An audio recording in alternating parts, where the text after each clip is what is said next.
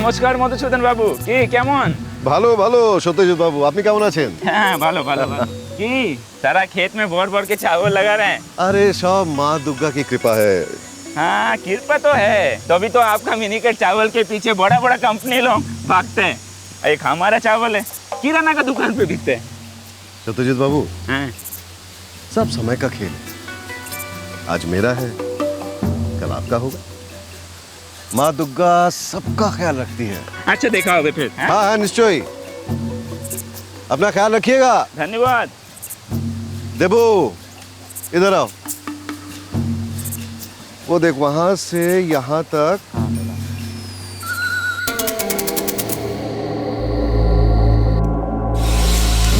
खाना खाओ। ट्रैक्टर का किस्त भर दिया? हाँ हाँ दे दिया ना, कहा तो था तुमसे। डीलर से जो पेमेंट मिली, आधा ट्रैक्टर का इंस्टॉलमेंट भरा और बाकी का आधा बैंक में जमा कर दिया। पापा एक नया वीडियो गेम आया है। अच्छा कौन सा? कोई वीडियो गेम नहीं है। पूरा दिन वीडियो गेम और टीवी, पढ़ाई का तो नाम नहीं लेता ये लड़का। क्या माँ, पढ़ता भी तो हूँ ना। बिल्कुल नहीं पढ़ता है तू। बाबा लेटेस्ट वीडियो गेम है, आपको इतने दिनों से कह रहा हूँ कि एक फोन खरीद के दे दो, आप वो तो खरीद के देते नहीं हो, एक वीडियो गेम भी खरीद के दे दो। अच्छा ठीक है, नाम लिख के देना। अगले हफ्ते कोलकाता जाऊंगा ना, देखूंगा वहां मिलता है कि नहीं। ठीक है? थैंक यू बाबा।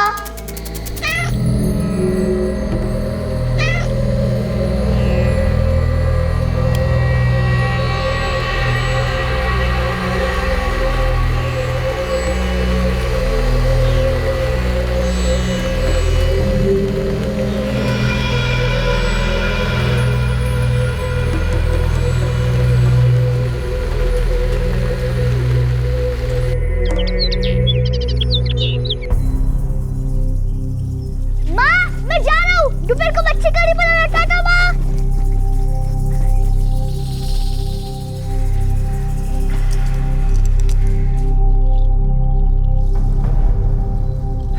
अरे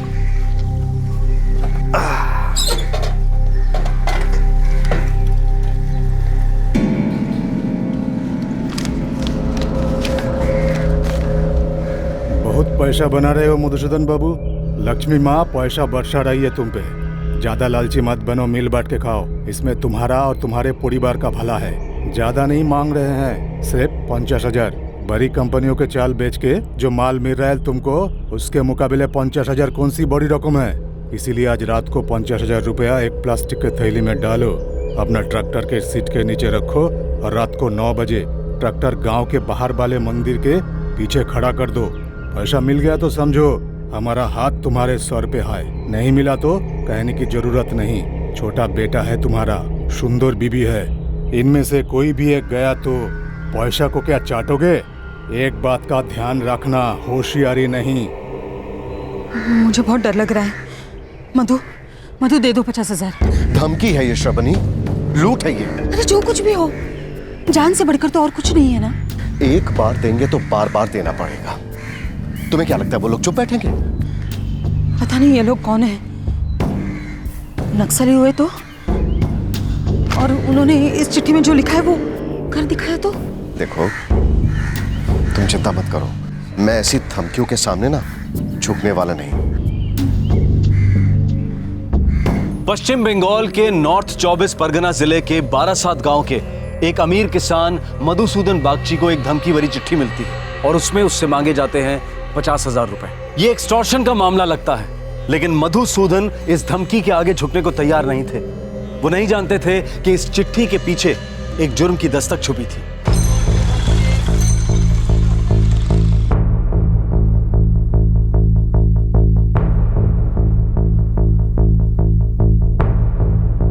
साहब ये चिट्ठी मुझे ट्रैक्टर की स्टीयरिंग पर मिली। संजीव आसपास पता करो, यहाँ कोई नक्सल मूवमेंट तो नहीं हो रही है?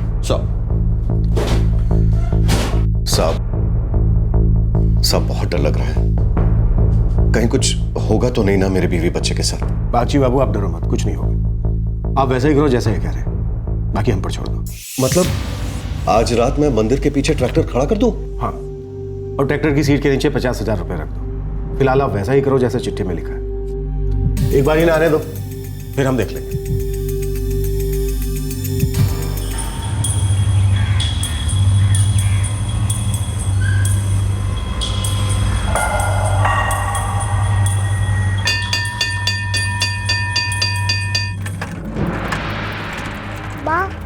क्यों आई मुझे लेने? मैं अपने दोस्तों के साथ आ जाता था।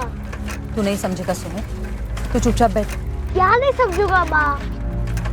देख, अब से रोज मैं ही आया करूंगी तुझे स्कूल से घर ले जाने, समझे?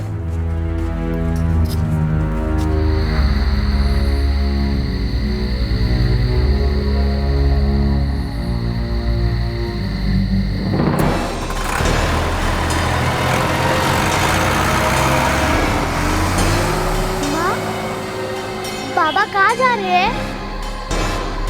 वो कुछ काम है सुमित।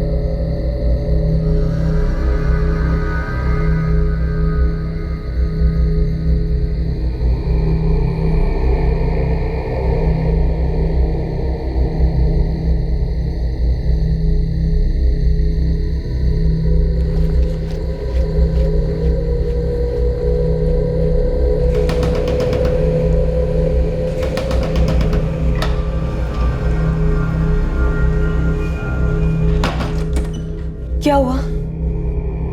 मैं मंदिर के पीछे ट्रैक्टर और पैसे दोनों छोड़ के आया हूँ। पुलिस झाड़ियों में छुपकर उनका इंतजार कर रही है।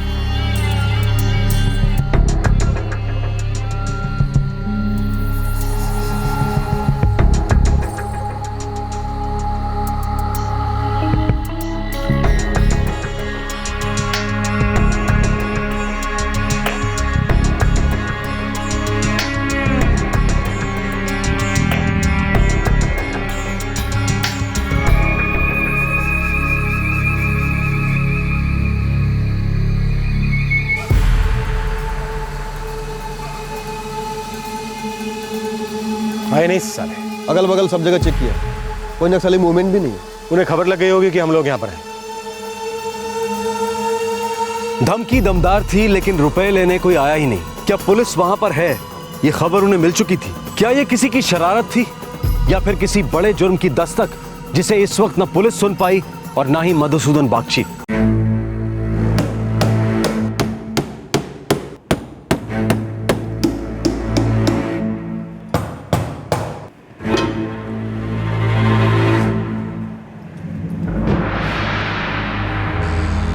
देबू, किसी भी हालत में सुमित को अपनी नजरों से दूर मत करना।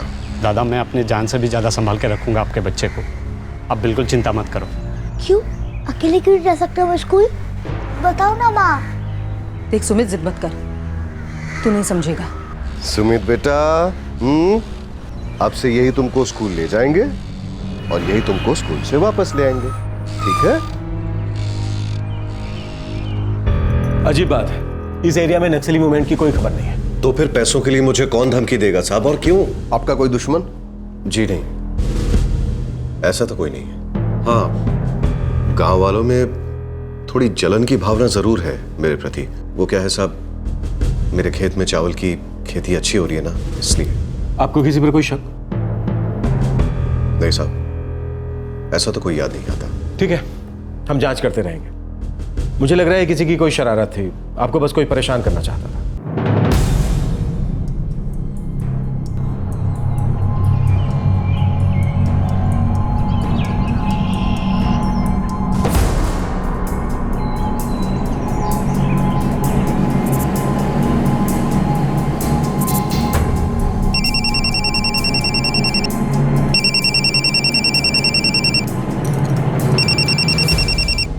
हाँ बोलिए।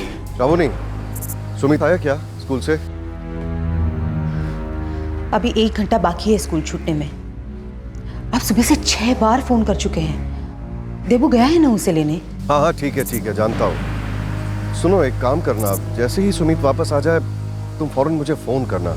हाँ ठीक है।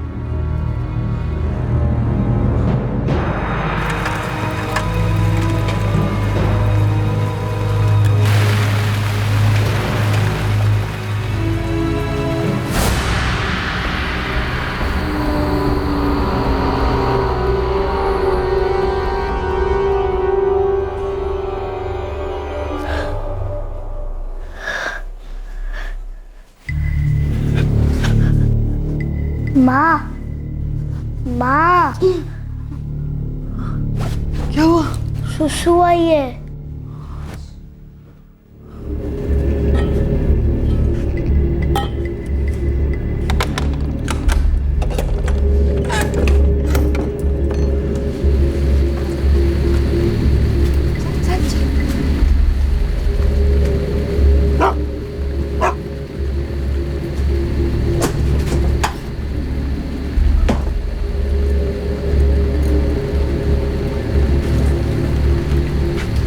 चल चल जल्दी चल चल चल।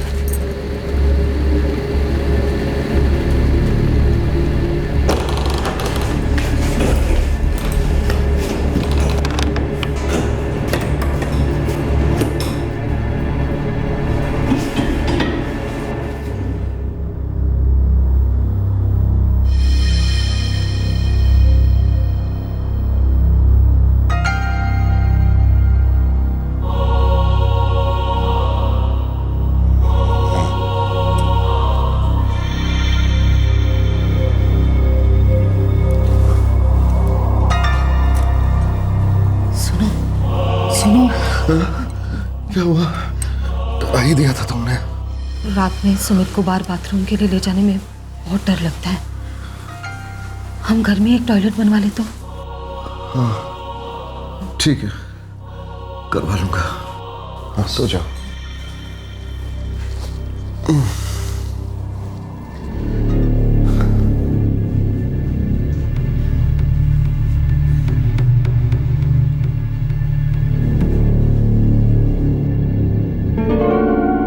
किसी अजनबी की धमकी भरी चिट्ठी से दहशत सी थी बागची परिवार के दिलों में। पैसे लेने कोई नहीं आया, लेकिन परिवार को डर था कि वो वापस जरूर आएंगे बदला लेने। और कुछ ऐसा ही हुआ। कुछ दिनों बाद एक रात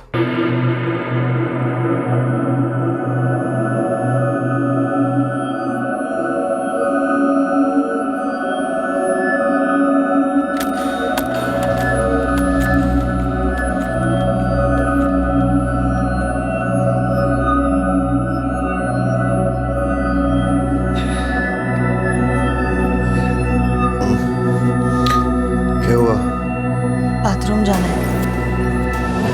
तुम आते हो मेरे साथ? हाँ चलो।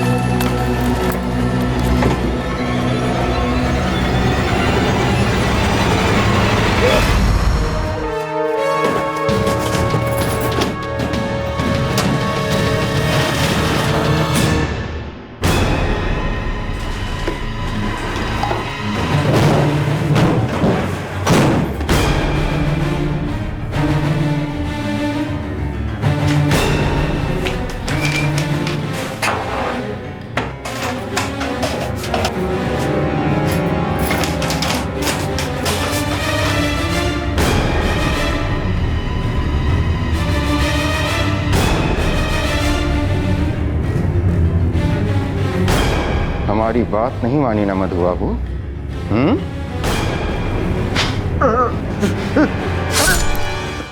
चलें।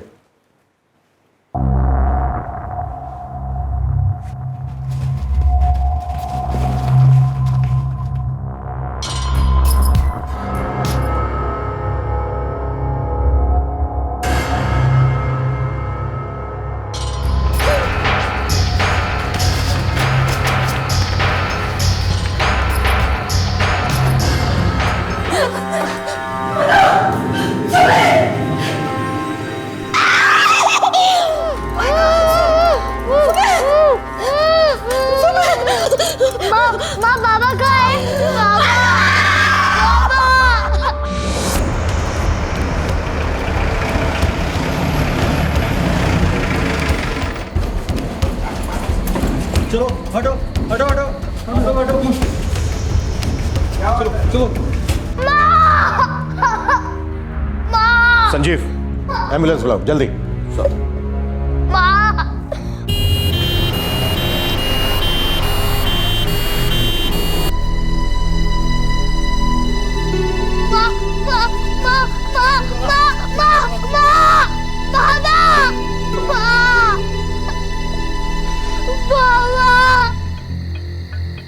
लड़का भी कुछ बताने की हालत में नहीं है। घर के अंदर की छानबीन करो।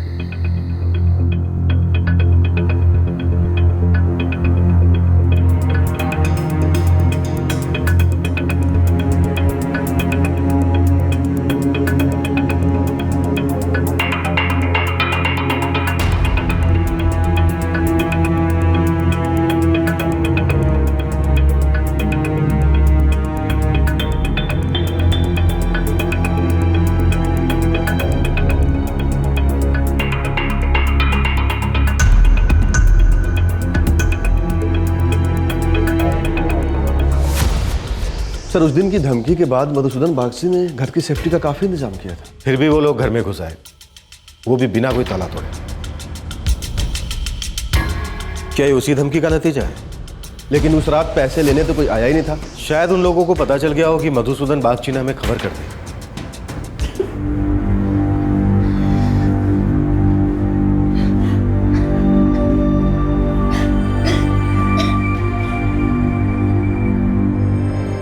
मिसेस बागची अभी भी गहरे सदमे में है। उन्हें मैंने ग्लूकोज का ड्रिप दे दिया है और उनके पति की लाश को भी मैंने पोस्टमार्टम के लिए भेज दिया है। सुमित बाबा रोता ही जा रहा है साहब, कुछ बोल भी नहीं रहा है। ठीक है, जब वो बोलने की हालत में आ जाए तो हमें खबर कर देना। बिल्कुल साहब। संजीव, गांव में हर तरफ नजर रखो।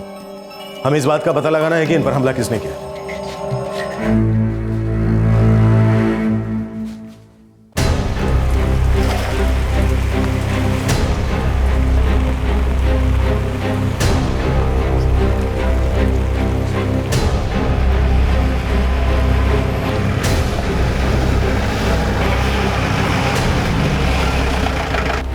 हम लोग मछुआरा है साहब। अमर नाम हरिनाथ है और मेरा नाम गोपाल दास है साहब। साहब ये नहीं बता सकते कि वही लोग थे कि नहीं, मगर कुछ ठीक नहीं लग रहे थे साहब। सबके सब चेहरा ढक कर भाग रहे थे। तुमने उन्हें कब देखा? साहब सुबह 4:30 बजे जब हम मछली पकड़ने जाते हैं साहब। हाँ साहब, हम लोग सब हर रोज इसी समय निकलते हैं।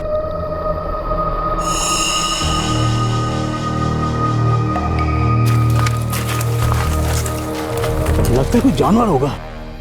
आजा।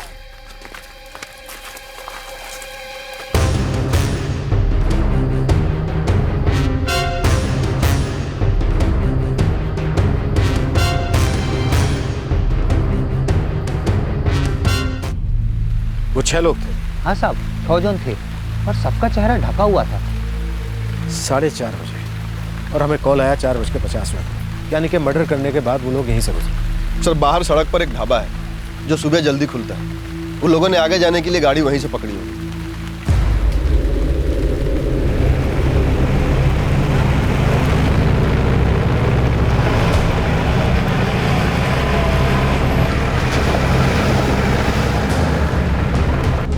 छह लोग थे वो। नहीं साहब, इतना सुबह किसी को नहीं देखा। पर क्या? कल रात करीब 1:15 बजे के आसपास 6 लोग मोटरसाइकिल से ढाबे पे आए थे।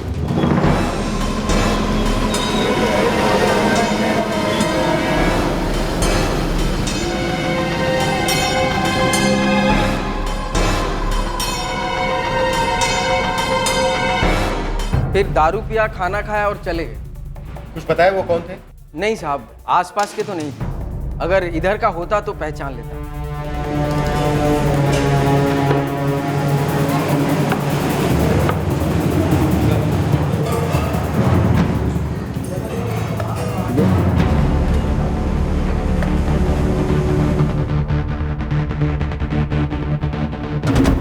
हो सकता है ये वही 6 लोग। लेकिन सर, ढाबे वाले के हिसाब से वो लोग इधर आसपास के तो नहीं थे। नक्सल मूवमेंट की अच्छे से जांच करो। हो सकता है हमारी जांच में कोई कमी रह गई। सर,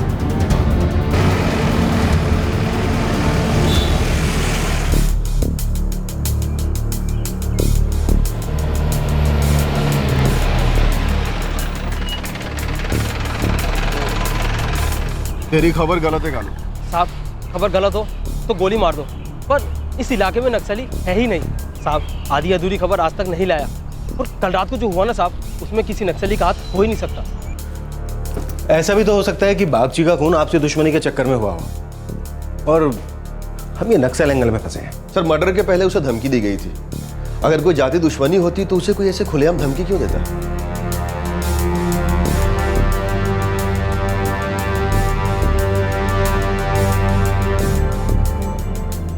संजीव, पता करो मधुसूदन की गांव में किसी के साथ कोई दुश्मनी तो नहीं थी। ऐसा भी तो हो सकता है कि मर्डर करने के लिए 6 लोग बाहर से बुलाए गए। यस।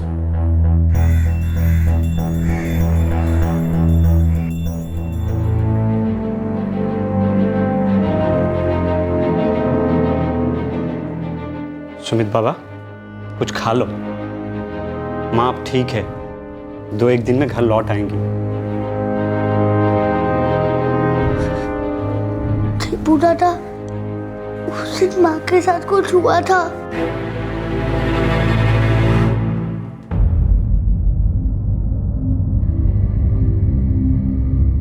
वो आपके घर में घुसे कैसे? मैं बाथरूम जाने के लिए घर से बाहर निकली। मेरे पति भी मेरे साथ थे। उस धमकी के बाद रात को बाथरूम जाने में भी बहुत डर लगता था साहब। वो 6 लोग थे।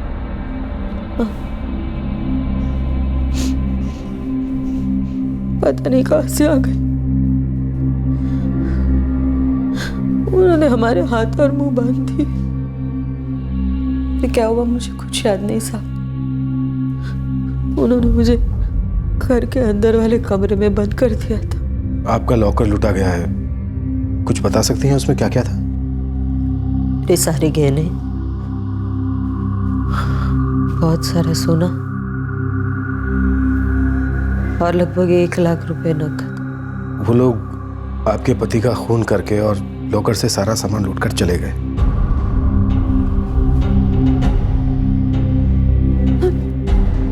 श्रवणी, श्रवणी, नर्स, नर्स, देखो क्या हो गया। क्या हुआ? बेहोश कैसे हो गई? डॉक्टर को बुलाओ जल्दी।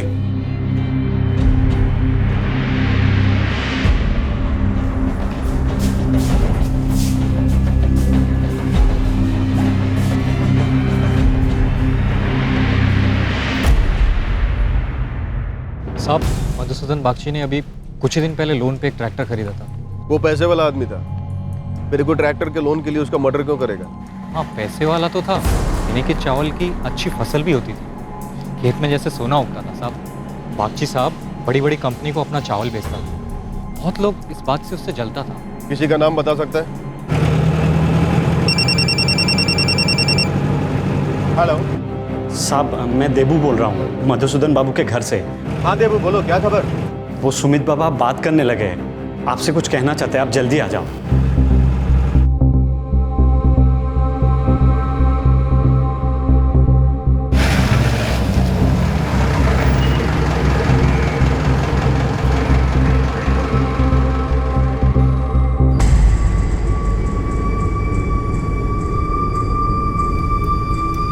सुमित बेटा, आप डरो मत। आप हमें ये बताओ कि उस रात माँ के साथ क्या क्या हुआ था? मुझे हाँ बोलो। वो तो नहीं पता, लेकिन मैंने उनमें से 2 आदमियों को कुछ बात करते हुए सुना था। ये सब ठीक नहीं कर रहे हो तुम लोग। तू चुप बैठ। ये गलत है, ये ठीक नहीं कर रहे हो। अबे तेरे को नहीं करना है तो मत कर, समझा? खड़े हो जा सीधे।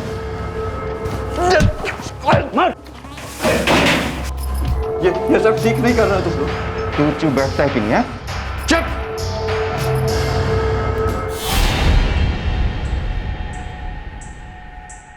मिसेस बागची की फाइनल मेडिकल रिपोर्ट मेरे पास आ गई है। सेक्सुअल असल्ट है उन पर, बलात्कार हुआ है उनके साथ, बहुत ही बेरहम तरीके से गैंगरेप किया गया उनके साथ। अब कैसी हालत है उनकी? अभी स्टेबल है, मगर इस सदमे की वजह से काफ़ी कमज़ोर हो गई। हाँ साहब, मधुसूदन बाबू की अच्छी फसल और बड़ी बड़ी कंपनियों में उनको उठते बैठते देख के जलन तो होती थी साहब। कोई भी जलेगा, लेकिन इसका ये मतलब नहीं कि कोई उनको मार डालेगा। उनको मारकर किसी को क्या मिलता है? ना ही उनका खेत, ना फसल, ना बड़ी बड़ी कंपनियों के साथ सौदा। इस गांव में ऐसा कोई है जिसकी मधुसूदन बागची से कोई जाति दुश्मनी हो? साहब, हमारा गांव बहुत छोटा सा गांव है। यहाँ किसी से किसी की कोई दुश्मनी नहीं है। और फिर मधुसूदन बाबू तो बहुत इज्जतदार आदमी थे। सब कुछ खत्म हो गया था उस रात। मैं सदमे में थी और उस रात जो हुआ मैं किसी को बताना नहीं चाहती थी। आपने उनकी आवाज सुनी थी, क्या उनमें से किसी की ऐसी आवाज थी जिसे आप पहचानती हो? नहीं साहब, किसी को नहीं पहचानती थी। उन सबके चेहरे ढके हुए थे। क्या आपके पति की किसी के साथ दुश्मनी थी जिसकी वजह से ये हुआ हो? क्योंकि हमें पूरा यकीन है ये नक्सलवादियों का काम नहीं है। वो एक किसान थे साहब, अच्छा कमा रहे थे।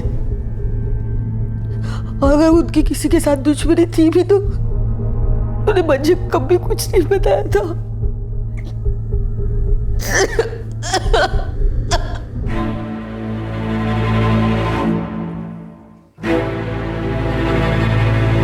देबू दादा, हाँ सुमित बाबा, क्या हुआ? वो जो आदमी था ना, वो जो सबको कह रहा था कि ये गलत है, वो मैं। हाँ बेटा, बोलो। मैं उस आदमी को जानता हूँ। मुझे इंस्पेक्टर अंकल से बात करनी है।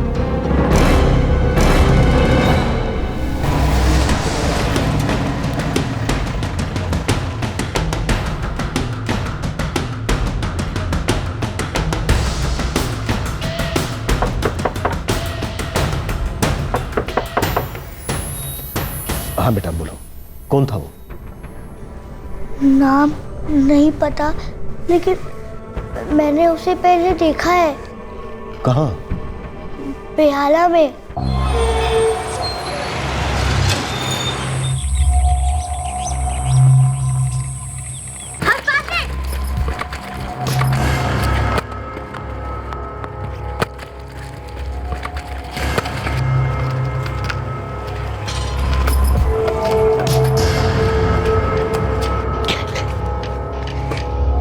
थैंक यू दादा। बेहाला में मेरी नानी रहती है। मेरी माँ नानी को मिलने जाती रहती है। महीने में एक बार मैं भी उनके घर जाता हूँ। वहीं पे मैंने उस आदमी को देखा था।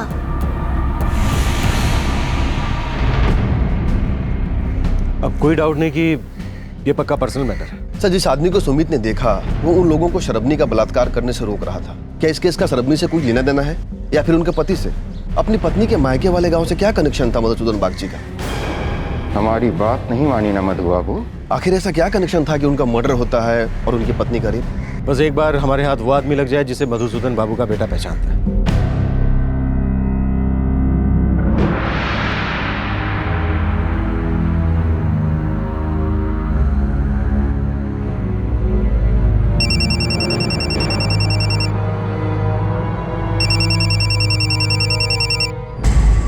हेलो हेलो अपर्णा, वहाँ सब ठीक है ना? अमित, अमित तुम हो कहाँ? अरे वो सब छोड़ो, पहले ये बताओ वहाँ सब ठीक है कि नहीं? अमित हाल बहुत बुरा है। तुम लोगों ने क्या किया ये, और ये सब क्या हो रहा है? मैंने कुछ नहीं किया यार, कुछ नहीं किया। बात हाथ से निकल गई। मैंने उन लोगों को रोकने की बहुत कोशिश की पर उन लोगों ने मेरी एक नहीं सुनी। देखो अमित, हालात यहाँ बहुत बुरे हैं। मैं कहूँगी तुम इन सारी चीज़ों से थोड़े दिन दूर ही रहो तो अच्छा होगा। ठीक है, मैं तुमको कुछ दिनों बाद फोन करता हूँ। ठीक है।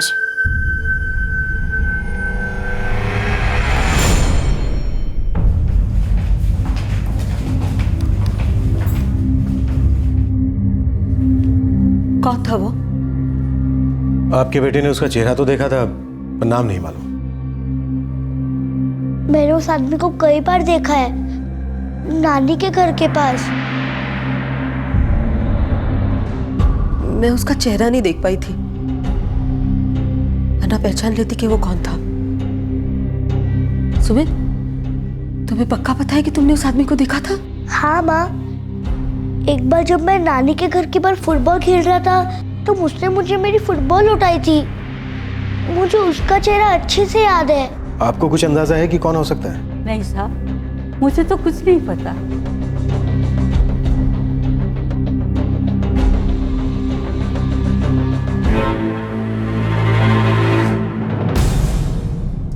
इनकी विंड पाइप पूरी तरह फट चुकी है, चाकू से वार हुआ है। बॉडी घर वालों को सौंप सकते हैं? आज शाम तक बॉडी मिल जाएगी।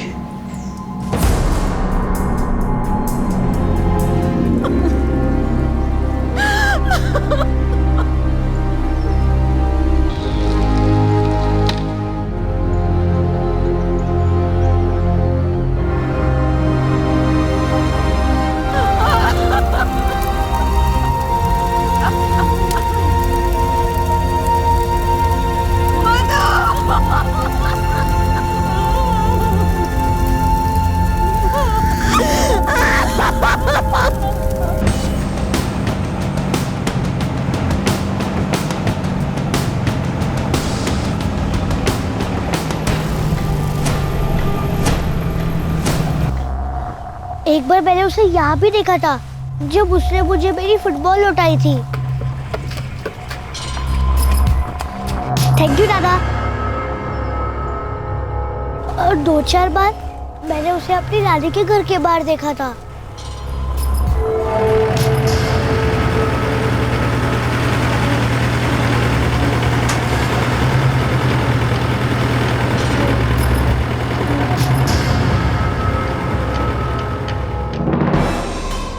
बेटा, वो ट्रैक्टर पे आता था? हाँ इंस्पेक्टर अंकल, लाल ट्रैक्टर पे। इसके पास भी ट्रैक्टर है, मतलब ये भी किसान हो सकता है। और इसी गांव का हो, इसके फुल चांसेस है। अपने खबरियों को काम पर लगा दो, पता करो ये लाल ट्रैक्टर वाला है कौन। सर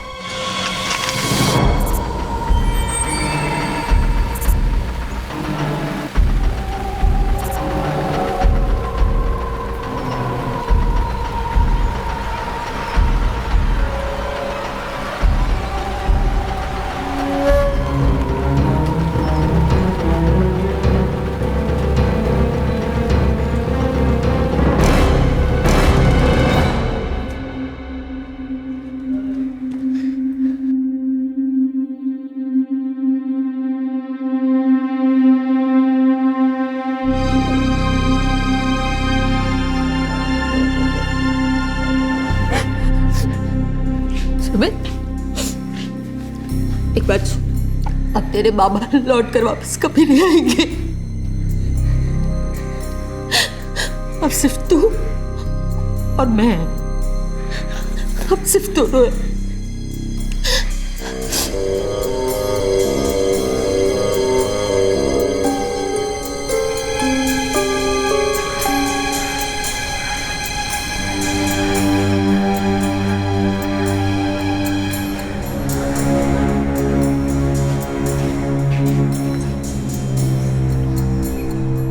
शबनी बेटा, तू कहे तो हफ्ते 10 दिन रुक जाऊं तेरे साथ?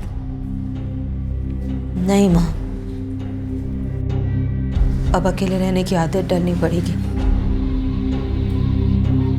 अब कब तक साथ दोगे?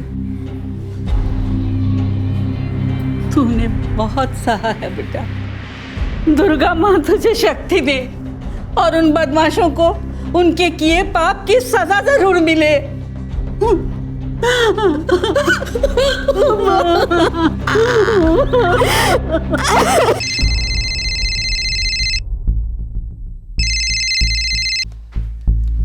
हाँ मोहित्रा, बोल, क्या खबर है? साहब, इस गांव में बहुत सारे किसान हैं और ट्रैक्टर भी कईयों के पास है। लाल ट्रैक्टर कितनों के पास है? बहुतों के पास है साहब। ये बकवास खबर देने के लिए फोन घुमाया तूने? सीधे मुद्दे पे आ मोहित्रा, खबर बोल। साहब, मधुसूदन बागची का इस खबर से कोई लेना देना है कि नहीं, कुछ पक्का नहीं है। खबर क्या है? खबर यह है कि एक किसान है जो 15 जून से गांव में दिखाई नहीं दे रहा है। 15 जून, और उसी रात को बागची का फोन हुआ था। नाम बोल। अमित चंद्र सेन, इसी गांव का रहने वाला है।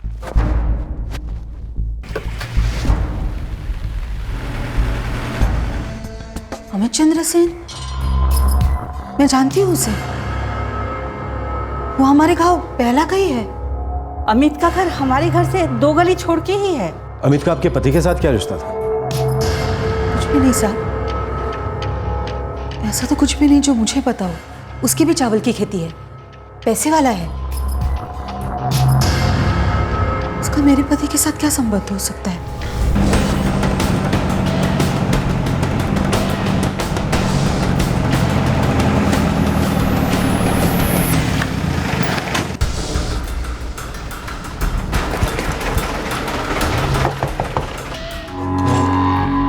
जी, अमित चंद्र सेन।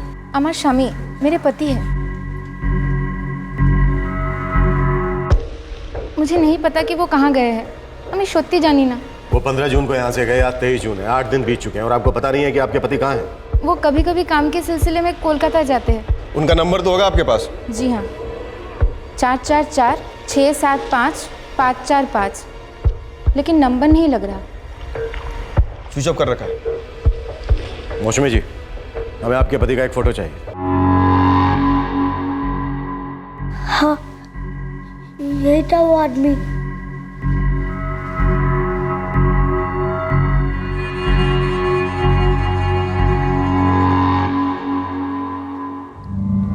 श्रवणी, ठीक से सोचो, क्या कनेक्शन हो सकता है इस अमित का आपके पति से? क्योंकि ये बाकी लोगों को आप पर हमला करने से रोक रहा था। ये सब करने नहीं आए हमें। अगर इसको नहीं करना है तो इसको दूसरे कमरे में लेकर जाओ। ये सब ठीक नहीं कर रहा।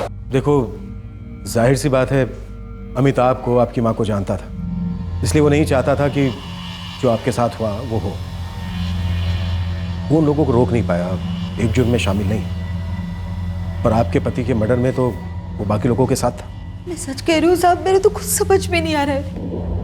मुझे कुछ नहीं पता कि मेरे पति का इस आदमी के साथ क्या संबंध था और इसने मेरे पति को क्यों मारा। मुझे कुछ नहीं पता साहब। वारदात की रात जिस आदमी को सुमित ने देखा वो था श्रवणी के गांव का एक किसान अमित चंद्र सेन। पुलिस मुजरिम के नाम तक तो पहुंच चुकी थी, लेकिन अभी भी खून का मकसद समझ में नहीं आ रहा था। आखिर मधुसूदन बागची के परिवार पर इतनी बेरहमी से हमला किया क्यों गया, ये गुत्थी सुलझनी बाकी थी। सर, अमित का फोन अभी भी बंद आ रहा है। वैसे उसके घर पे पुलिस वाले सादे कपड़े में तैनात कर दिए गए हैं। मधुसूदन के फोन रिकॉर्ड से इस आदमी के बारे में कुछ पता चला? नहीं सर, उन दोनों के बीच में कोई भी कनेक्शन नहीं मिला। मैंने बेहाला पुलिस स्टेशन और उसके आसपास के सारे पुलिस स्टेशन में पता किया है। किसी भी पुलिस स्टेशन में अमित चंद्र सेन के नाम से कोई भी क्रिमिनल रिकॉर्ड नहीं है। और सर, ये अमित ही था जिसने उन 5 लोगों को श्रवणी का बलात्कार करने से रोकने की कोशिश की थी। हो सकता है उनका मकसद हो मधुसूदन को मारना और घर ढूंढना। बाकी जो भी हुआ बस उस वक्त हो गया, उसकी कोई प्लानिंग नहीं होगी। अब अमित के फोन रिकॉर्ड्स मिले? कल सुबह तक आ जाएंगे सर। कुछ तो कनेक्शन होना चाहिए बंधु।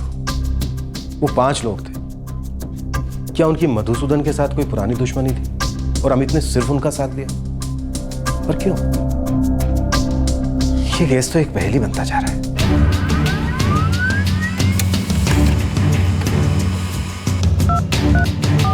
The number you have called is switched off. যে নম্বরটি আপনি ডায়াল করেছেন সেটি এখন বন্ধ রয়েছে।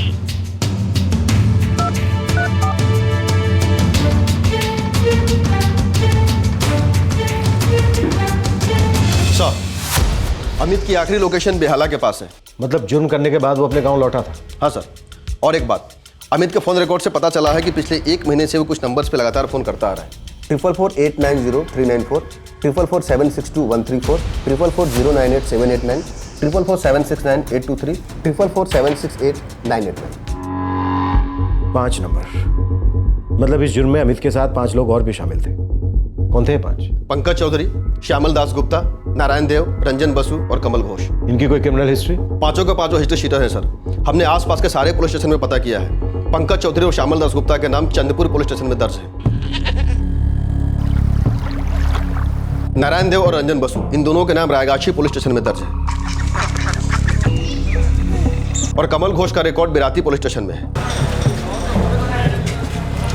बाराजात, बेहाला, चंदपुर, बेराती, रायगाछी, इन 5 कड़ियों को जोड़ने वाली कड़ी कौन सी है? सर, वो तो पता नहीं चल पा रहा है, लेकिन एक नंबर है 444-123-435।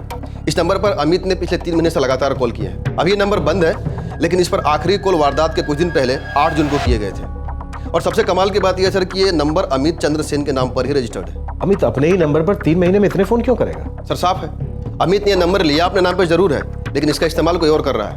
और सबसे चौंकाने वाली बात यह है सर कि इस नंबर पर जब भी बात की गई है उसका लोकेशन बारासात में पाया गया, वो भी मधुसूदन बागची का घर।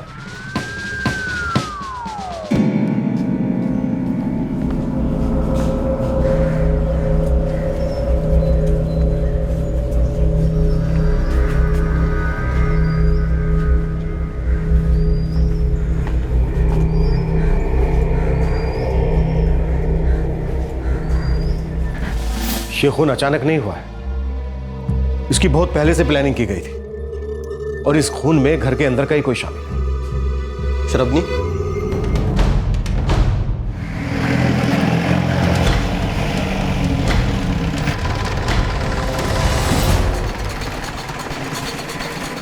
क्या? जी, पिछले 3 महीने से अमित चंद्र सेन आप ही के घर के अंदर किसी से बात कर रहा था। आप कहना क्या चाहते हैं? ये वारदात अचानक नहीं हुई, आप ही के घर का कोई इसमें शामिल है। मेरे तो कुछ समझ में नहीं आ रहा है साहब। मेरे घर के अंदर से मुझ पर कौन हमला करवा सकता है? ये आप हमें बताइए कि हम किस पे शक करें और किससे पूछताछ करें। साहब, हमारे घर में हम 3 लोग रहते थे, मैं, मेरे पति और मेरा बेटा। पति तो रहे नहीं। और देबू? देबू आपके यहाँ कब से काम करता है? बहुत सालों से काम कर रहा है सर।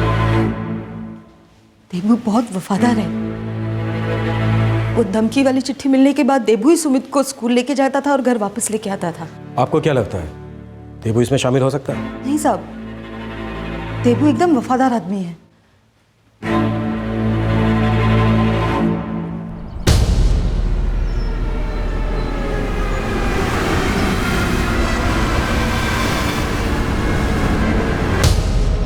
कोई तो है जिसकी वफादारी पर शक किया जाना चाहिए।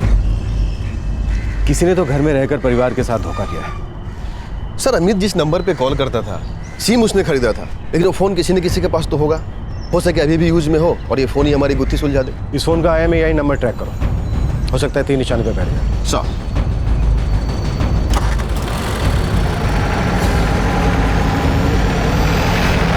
मधुसूदन बागची के खून की गुत्थी अब धीरे धीरे सुलझने लगी थी। ये साफ हो चुका था कि इस षड्यंत्र के पीछे का सूत्रधार था अमित सेन, लेकिन उसका मकसद अभी सामने नहीं आया था। लेकिन पुलिस को यह बात पता चल चुकी थी कि इस जुर्म का एक तार जुड़ रहा था सीधे मधुसूदन बागची के घर से। कौन था वो घर का भेदी और किसे फोन करता था अमित?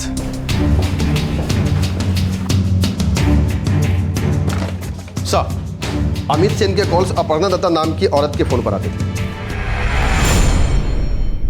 ये अपर्णा दत्ता कौन है? बेहाला में रहती है, अमित के घर के पास। श्रवणी के मैके में?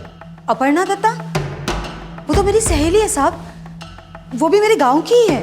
वो अक्सर यहाँ आती रहती थी? हाँ, अक्सर आती थी। आपके पति की मौत के बाद वो यहाँ नहीं आई? उसका फोन आया था, वो कहीं बाहर गई है। आपके पति के साथ उसका कोई संबंध था?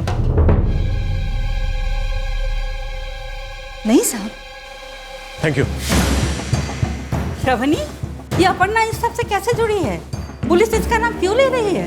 मुझे क्या पता माँ, पुलिस उसका नाम क्यों ले रही है।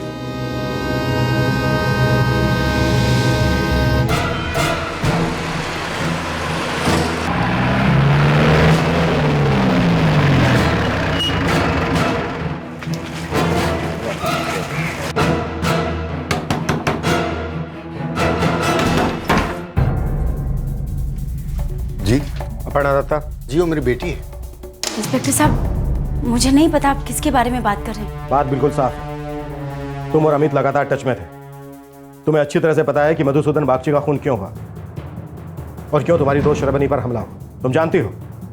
चौथे इंस्पेक्टर साहब, मुझे नहीं पता। सही कह रही हूँ मैं नहीं जानती। आप मेरा विश्वास कीजिए, मुझे नहीं पता। मैंने कहा ना मुझे नहीं। अरे लेकिन अरे कहाँ ले जा रहे हैं मेरी बेटी को? आखिर मेरी बेटी ने किया क्या है हुजूर? मधुसूदन बागची के खून में इसका हाथ है। ऐसा नहीं हो सकता। ऐसा ही हुआ है। मेरी बेटी ऐसा कर ही नहीं सकती। आपकी बेटी क्या कर सकती है या क्या कर चुकी है अब वो खुद बताए।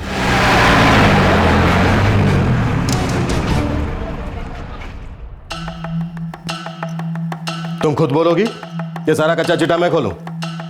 हाँ, एक सिम कार्ड अमित के नाम पर खरीदा जाता है जिसे इस्तेमाल करती हो तुम, और उस नंबर पर तुम्हारी अमित से बातचीत होती है, वो भी तब जब तुम 12 साथ में होती हो श्रवणी के घर पर, और यह सिलसिला चलता है पूरे 3 महीने। ये रहे फोन रिकॉर्ड्स।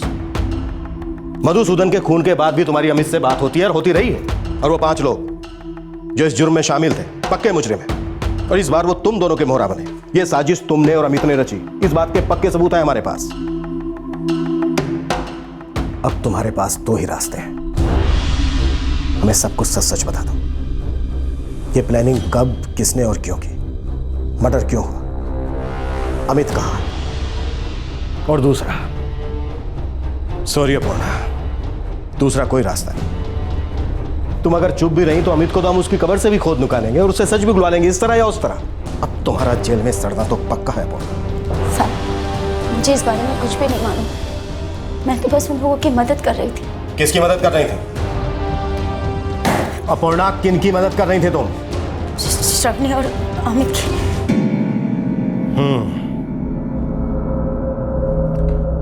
श्रवणी पर तो मुझे पहले से ही शक हो रहा था।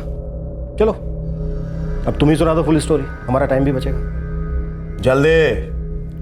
साहब, पिछले कुछ सालों से श्रवणी गांव आया करती थी अपनी माँ की देखभाल करने के लिए। फिर?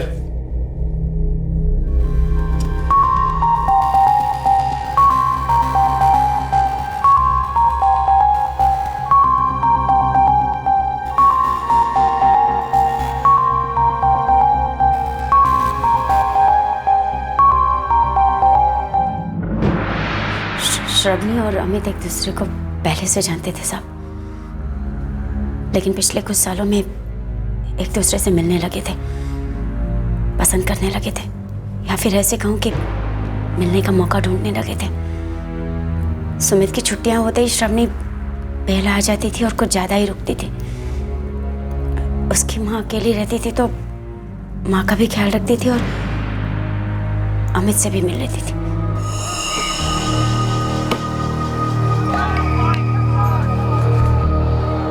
मैं लेटती हूँ, 2 घंटे बाद उठा देना। हाँ ठीक है माँ।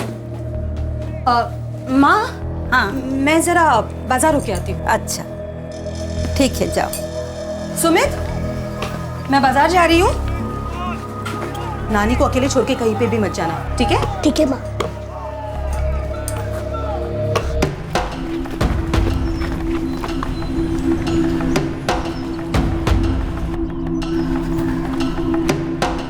सुनो, मेरे पास 2 घंटे हैं। 2 घंटे में मुझे वापस जाना होगा। आ जाएंगे, डरती क्यों है?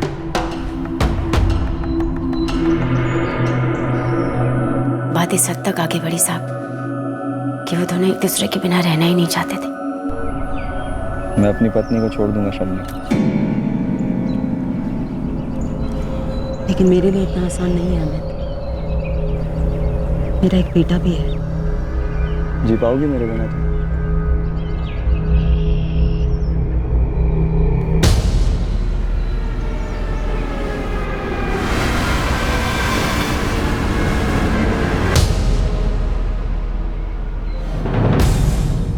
एक दिन अचानक से श्रवणी का पति गांव में आ गया। उसे पता चला कि श्रवणी बाजार गई हुई है। वो भी बाजार की ओर चल पड़ा और उसने श्रवणी और अमित को साथ खेत में देख लिया। लाज शर्म बेच के खाई हो क्या तुम? हाँ, वो भी एक 7 साल छोटे लड़के के साथ? छी! अरे 11 साल के बेटे की माँ हो, इतना तो होश होना चाहिए था तुम्हें। अरे ऐसा क्या जवाब चढ़ा प्यार का कि फिसल गई तुम? मुझसे गलती हो गई, मुझे माफ कर दो। माफ कर दो तुम्हें? सुनो, आज के बाद इस घर से निकलना तुम्हारा बंद। अपनी माँ के घर भी नहीं जाओगी। वो तुम्हारी दोस्त है ना अपर्णा, उससे कहना तुम्हारी माँ का ख्याल रखे। जितने पैसे चाहिए मैं दूंगा, लेकिन तुम नहीं निकलोगी इस घर के बाहर।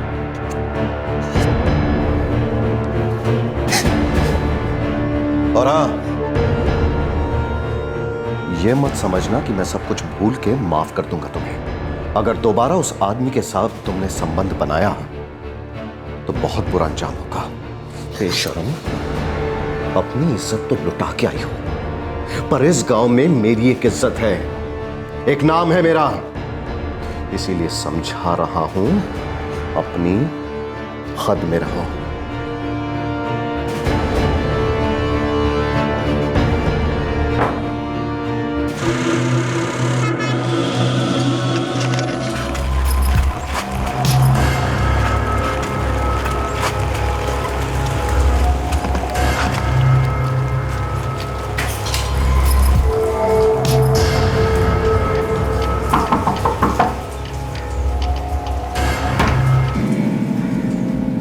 तू तो उसकी दोस्त है ना अपर्णा। देख अमित, दोस्त हूँ इसीलिए कह रही। तू भी शादीशुदा है, वो भी शादीशुदा है, उसका एक बच्चा है। मेरी बात मान, उसकी जिंदगी बर्बाद मत कर, भूल जा। और मेरा प्यार, मैं उससे बहुत प्यार करता हूँ यार। तेरे प्यार करने की वजह से उसका पति थोड़ी ना उसे छोड़ देगा। प्यार करता हूँ। अपर्णा, तू मदद करे ना तो कुछ हो सकता है। क्या हो सकता है? मैं क्या कर सकती हूँ अमित? रबनी का पति उसे घर से बाहर नहीं जाने दे रहा है। तू उसकी दोस्त है, माँ का ख्याल रखती है, तू उसके घर जा सकती है। और इससे क्या होगा?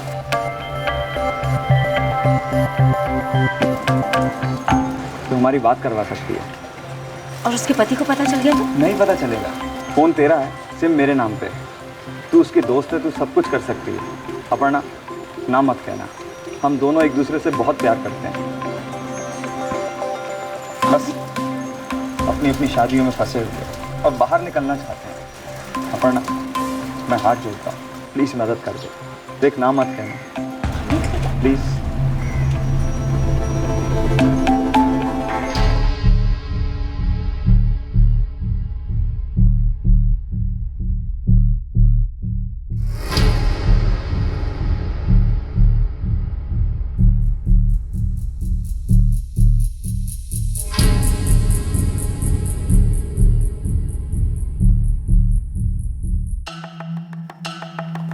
और तुमने उन दोनों के बीच बातचीत का चैनल खोल दिया। श्रावणी के घर आती जाती रही, तुम पर कौन शक करता है ना?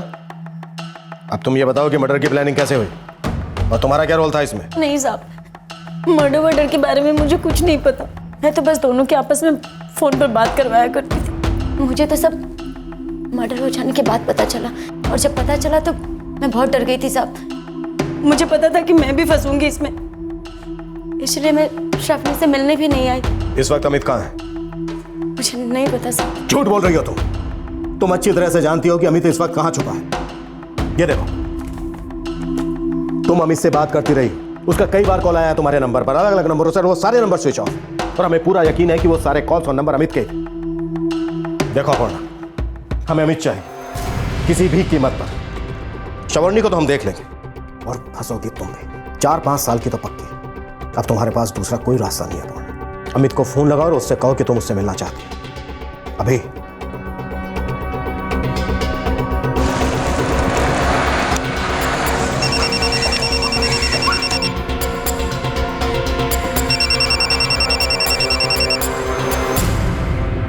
हेलो, मैं अपर्णा बोल रही हूँ अमित। तुमसे मिलना चाहती हूँ। क्या हुआ, सब ठीक है ना? हाँ, सब ठीक है अमित। पुलिस को लगता है कि हमला किसी गैंग ने किया था। तुम पर या श्रावणी पर किसी को कोई शक नहीं है। श्रावणी कैसी है? बात हुई उससे?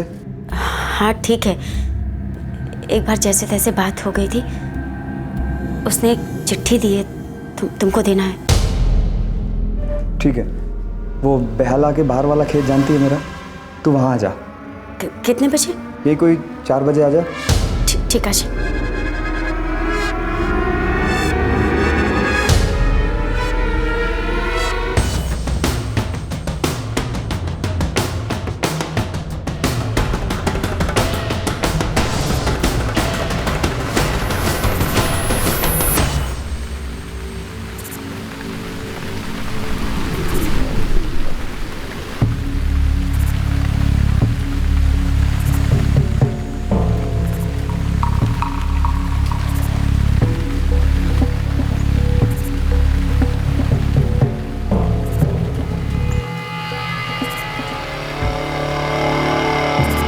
जब अपर्णा स्टोरी सुना रही थी तो मुझे शक हुआ कि वो अमित और श्रवणी की प्रेम कहानी गढ़ रही, लेकिन जैसे ही अमित ने चिट्ठी की बात सुनते ही हाँ बोला, मैं समझ गया कि वो झूठ नहीं बोल रही थी। अजीब दुनिया है सर। कोई पत्नी अपने पति को रास्ते से हटाने के लिए इस हद तक भी जा सकती है। संजीव,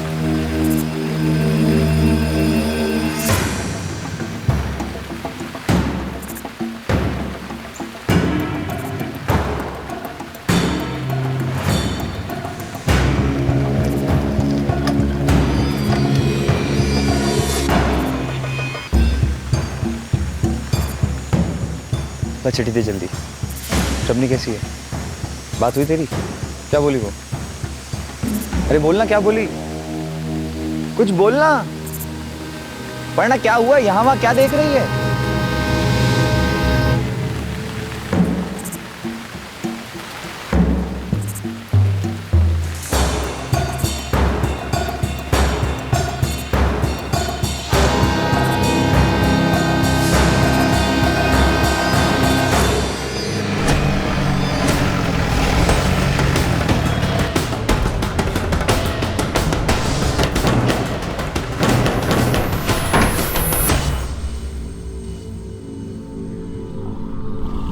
श्रवणी बागची, तुम्हारा प्लान पूरी तरह कामयाब हो जाता अगर उस रात तुम्हारे बेटे सुमित ने उस अमित को पहचान न लिया होता। माँ, कैसा प्लान? पुलिस अंकल, क्या हुआ? आप मेरी माँ को क्यों ले जा रहे हो? माँ, माँ, माँ कहाँ जा रहे हो? कोई मेरी माँ को क्यों लेके जा रहा है? माँ रुको ना, माँ, माँ, माँ रुको ना, माँ, माँ, माँ रुको ना, माँ, माँ।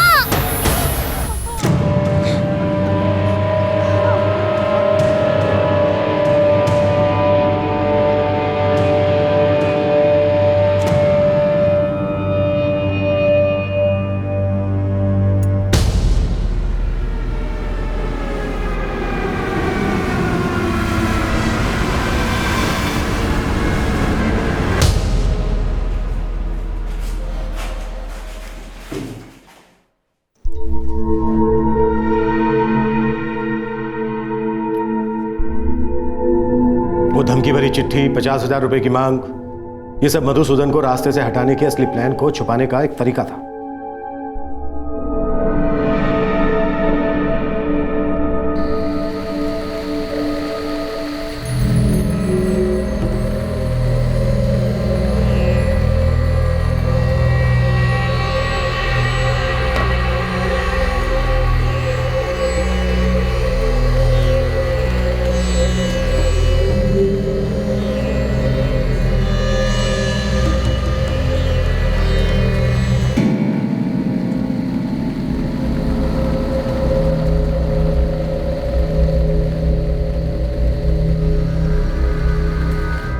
तुम्हारा प्लान था कि रात को श्रवणी बाथरूम जाने के बहाने घर से बाहर निकलेगी अपने पति मधुसूदन को लेकर, और तभी तुम और तुम्हारे किराए के गुंडे इन पर हमला कर देंगे। ठीक है? समझने में मैंने कोई गलती तो नहीं की ना? ठीक है। श्रवणी, गलत मत समझना मुझको। एक दूसरे के साथ रहना है तो यही एक रास्ता है। समझ रही हूँ। तो फिर 15 की रात 2:30 बजे से बाहर लेकर आ जाना। हम लोग वहीं राह देख रहे होंगे। ठीक है। कैसे भी करके मधुसूदन को बस अपने साथ ले आना। उसे लगना नहीं चाहिए कि तुम इसमें शामिल हो। बाकी मैं संभाल लूंगा।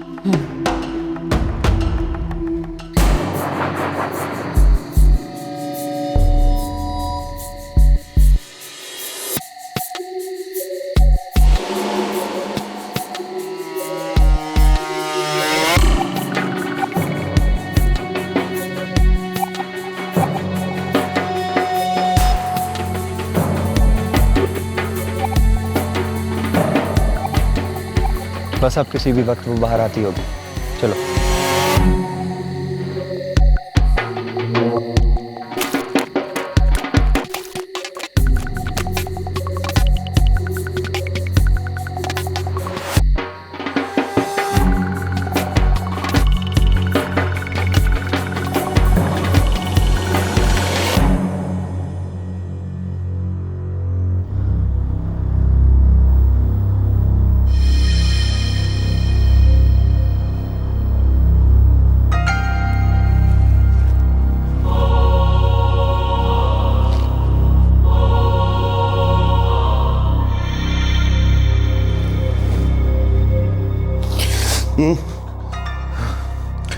क्या हो गया?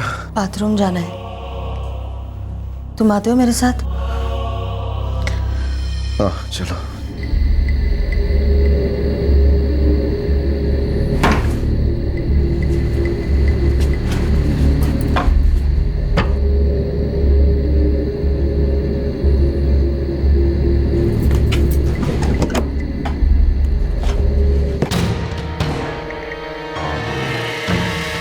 जैसे ही श्रवनी बाथरूम से बाहर आएगी, दोनों को दबोच लें।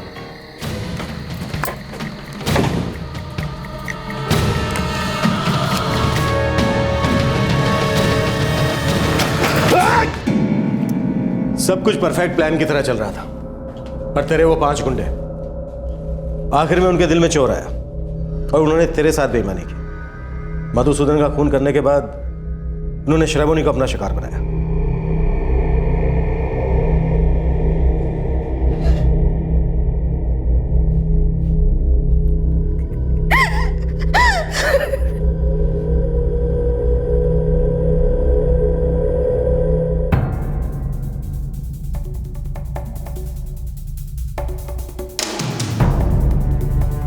तुम सबको मैं 15-15 हज़ार रुपये दूंगा और घर में जो भी सामान मिले वो लूट तुम्हारी। मुझे बस मधुसूदन बागची को अपने रास्ते से हटाना है। ठीक है, बोलो काम कब तमाम करना है? 1 हफ्ते बाद। तूने सिर्फ मधुसूदन बागची को मारने की प्लानिंग की, पर आखिर में तेरे गुंडों ने तुझे ही धोखा दे दिया।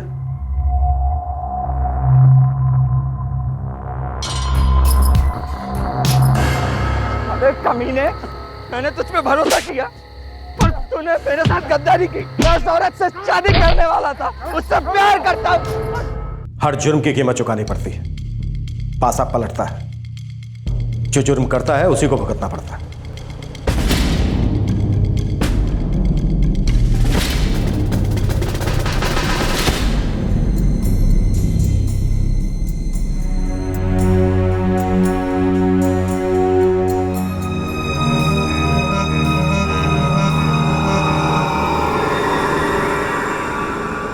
एक अवैध संबंध जिसने जन्म दिया जुर्म की साजिश को। बड़ी चतुराई से सब कुछ प्लान किया गया। पहले एक धमकी भरी चिट्ठी आई जिसमें की गई एक बड़ी रकम की मांग। वो रकम जिसे लेने कोई नहीं आया, ताकि बाद में ऐसा लगे कि ये काम किसी फिरौती मांगने वाले गिरोह का काम था। जबकि इस अपराध का सिर्फ एक ही मकसद था, शादी के दायरे में फंसी एक औरत अपने पति को रास्ते से हटाना चाहती थी। लेकिन जिन मुजरिमों को इस साजिश में किराए पर लाया गया, उन्होंने अंजाम दिया एक और घिनौने अपराध को। ये जुर्म शायद अंधेरे में ही रह जाता अगर मधुसूदन का बेटा एक हमलावर को पहचान न लेता। वो 5 हिस्ट्री शीटर जो इस जुर्म में शामिल थे, श्रवनी और अमित के हिरासत में लिए जाने के कुछ ही दिनों बाद पकड़े गए। उन 5 लोगों को आईपीसी की धारा 396 के तहत खून और डकैती और आईपीसी की धारा 376 सबसेक्शन 2 के तहत सामूहिक बलात्कार के लिए हिरासत में लिया गया है। अमित और श्रवनी पर आईपीसी की धारा 396 यानी कि खून और डकैती और आईपीसी की धारा 120B यानी कि क्रिमिनल कॉन्स्पिरेसी के तहत चार्जेस लगाए गए हैं। इस केस की चार्जशीट कोर्ट में दाखिल कर दी गई है और सारे गुनहगार इस वक्त न्यायिक हिरासत में हैं। अमित और श्रवनी की जमानत की अपील नामंजूर कर दी गई है और इस वक्त ये केस अदालत में जारी है। क्राइम नेवर पेज, जुर्म कभी नहीं फलता। हर जुर्म ये साबित करता है कि कीमत चुकानी ही पड़ती है। लेकिन गुनाह के दलदल में उतरने वाला हर शख्स इसी गलतफहमी में जीता है कि उसकी प्लानिंग परफेक्ट है। आपसे फिर मुलाकात होगी क्राइम पेट्रोल दस्तक में एक और नए केस के साथ। तब तक अपना ख्याल रखें, सुरक्षित रहें और याद रखें, अगर आप किसी भी रिश्ते के दायरे से बाहर निकलना चाहते हैं तो उसके लिए सही रास्ता चुनें, न कि क्राइम का रास्ता, बिकॉज क्राइम नेवर पेज। जय। क्राइम पेट्रोल के और भी दिलचस्प कहानी देखने के लिए हमारे चैनल को सब्सक्राइब करें और बेल आइकॉन दबाना न भूलें।